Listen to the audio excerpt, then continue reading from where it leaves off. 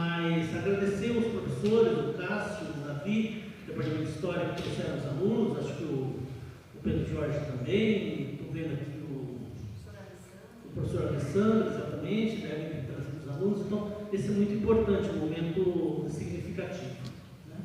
Nesse o movimento popular também, eu era militante da Igreja Católica.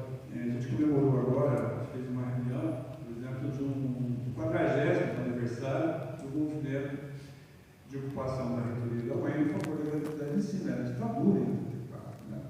Então, eu ainda não vi, mas o principal da nossa produção é acadêmica. Agora, esses depoimentos de quem viveu tem um valor específico. Por isso nós temos que aproveitar essas datas de comemorações.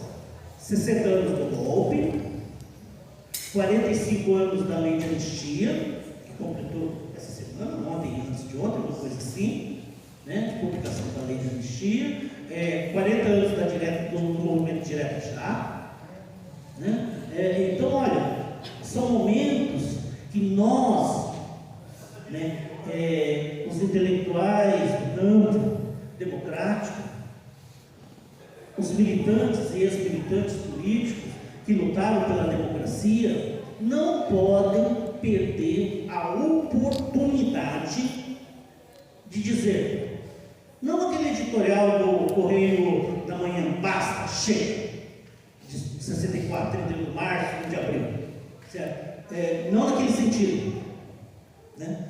Mas basta, chega, certo? De ideias autoritárias, certo? De momentos autoritários, como foi o 8 de janeiro do ano passado. Nós precisamos, basta, chega dessas ideias para deixar o campo democrático construir a sociedade brasileira, com as lutas, com as divergências, com as diferenças. Isso é da política, isso é normal. Professor Tony, se for para o lado de Ourinhos, vocês vão tomar conhecimento de um cara chamado Walter Marcelo Faisal. Sou eu. Nomes.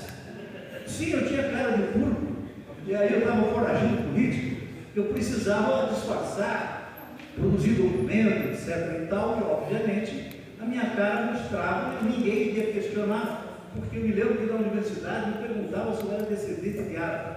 Eu falo turco porque popularmente os árabes são chamados de turco, embora eles não gostem. Eu, obviamente, eles não gostam de ser chamados de turcos. É que quando começou a imigração, isso faz parte da memória, o passaporte deles era o turco, porque quem dominava, quem controlava aquela região toda era o Império Turco Otomano. Bom, deixando lá, eu sou de Apucarana.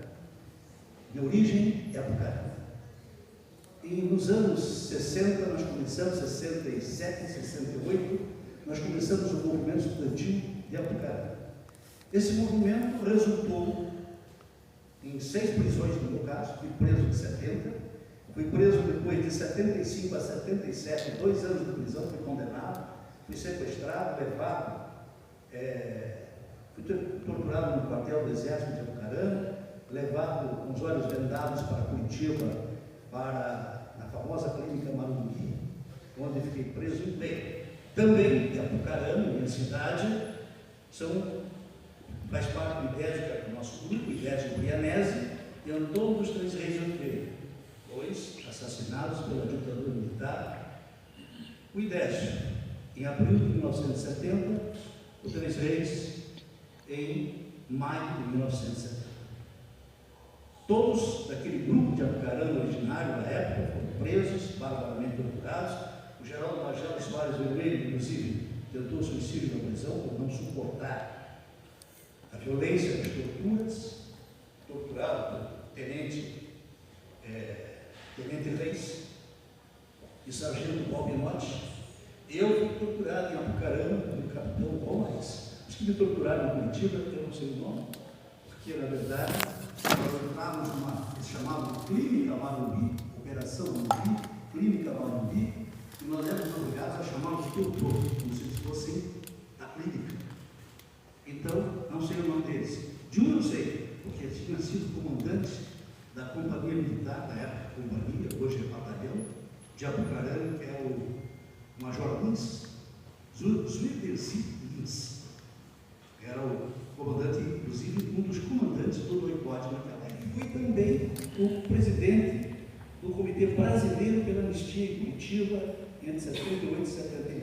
Saí da prisão em 77, depois de 2 anos, e fizemos a leitura de que nós tínhamos que nos tornar pessoas públicas. Por incrível que pareça, ser conhecido nos garantia mais a segurança. Então, nós puxamos em Curitiba as primeiras manifestações de massa pós-68. E lembro que a gente ia com 40, 50 pessoas nas manifestações da anistia ampla, geral e restrita, e acompanhava a gente uma tropa de 150, 200, era sempre mais, eram 3 soldados para cada um de nós militantes. Até que a gente foi crescendo, e eles não mais conseguiram nos acompanhar em número de soldados. Bem, e falando na anistia, hoje, se não me engano é hoje, a promulgação da lei da anistia de 1979, a lei 7.783, 1979. E me preocupa muito, e vejo que uma memória é uma questão importante ressaltada, tanto pela Silvia, pelo Benedito, pelo Reginaldo, pelo Priori, como a memória é importante. Eu estou assim, em pânico, presos políticos. Isso é importante ressaltar e garantir. A lei de anistia de 1979 não libertou a maioria dos nossos presos políticos, porque ela não foi nem ampla, nem geral, nem restrita. Eu fiz parte do Comando Nacional pela Anistia, junto com o Perseu Abramo, com o Luiz Eduardo Reinaldi, e nunca em nosso meio, nunca foi discutido a anistia aos militares. Esta é outra mentira deslavada. E digo isso, porque inclusive é importante, eles falam, não, mas houve anistia dos crimes conexos em direito. Tem advogado aqui? Tadeu é advogado? Não, professor. Muito bem, em direito conexo, Wilson, em direito crime conexo são crimes cometidos pelo mesmo autor e tínhamos que ser anistiados pelos crimes conexos. E cito o meu exemplo. Eu fui condenado pela Lei de Segurança Nacional, artigo 43, por tentativa de organizar partido proscrito. Ora, mas na minha fuga eu falsifiquei documentos, falsidade ideológica. Não roubei carro para fugir, porque não foi preciso, mas bati o carro na Serra do Cadeado e abandonei. Mas a unidade são 4 bilhões de seres humanos. Aqui no Brasil, meia dúzia tem mais riqueza do que mais da metade. Veja que sempre levanta essa questão. Levantei na entrevista ontem. O Brasil produz 4,5 kg de cereais por pessoa, por dia. Você pega a totalidade dos cereais, divide pelo número de pessoas, depois divide por 365 dias, vamos ter 4,5 kg. O Brasil produz só de carne bovina, de porco e de frango, 400 gramas por dia por pessoa. Segundo a Organização Mundial de Saúde, são necessários 100 gramas de carne. E não para todo mundo, porque bebê não come carne, mas como nós fazemos a estatística, consideramos bebês, idosos, tudo. Estima também que precisamos de 180 gramas de cereais por dia. Nós produzimos 4,5 kg. Facilmente, se considerarmos peixe, frutas, verduras, hortigranjeiros, etc. e tal, nós produzimos alimentos nesse país para 1 bilhão de pessoas. No entanto, um ano e pouco atrás, nós tínhamos a fila do osso. Pessoas na fila do osso para pegar osso, porque não podia comer carne. A resposta chama-se indignação. A indignação frente à miséria, a indignação frente às injustiças, à fome, à pobreza. E o conhecimento adquirido com isso, a percepção de que a miséria existe, não porque o país seja pobre, mas porque uma pequena parcela da população, muito pequena, se apropria de toda a riqueza socialmente produzida. A resistência é exatamente a luta contra essa apropriação indevida. Por isso ela continua e ela tem que continuar. Nós temos que construir, não apenas o Brasil, mas um mundo mais justo. Eu sei que o desafio é grande para perceber, porque hoje a complexidade do mundo, acredita, para entender o mundo hoje é mais difícil do que na nossa época. Tarcísio, nossa época, eu continuo nessa época ainda, mas nesta época lá, o mundo era capitalismo e socialismo, era luta. Com a debate socialista, nós temos um retrocesso civilizatório no planeta, civilizatório. As esquerdas insistentes, muitos abandonam sua posição. E no Brasil nós tivemos o Partido Comunista Brasileiro, comandado pelo Roberto Freire, socialista.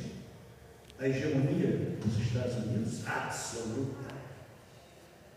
Para vocês terem uma ideia, os Estados Unidos mantêm mais de 800 bases militares pelo planeta inteiro. Só na Alemanha tem mais de 40 bases militares. No Japão, mais de 40 bases militares. Cada país da Europa tem uma base militar. Cada país da América Latina tem uma base militar americana. E alguns têm 3, 4 bases. O que eles estão fazendo lá? Por que bases militares dos Estados Unidos, no planeta, mantêm 11 frotas de porta-aviões nucleares com o objetivo de impor militarmente seus interesses? E nós caímos no jogo, democracia, espera aí, gente. Entender a complexidade hoje geoestratégica é um desafio. Nós precisamos discutir, precisamos entender. Hoje nós temos uma realidade em que o sul global se coloca contra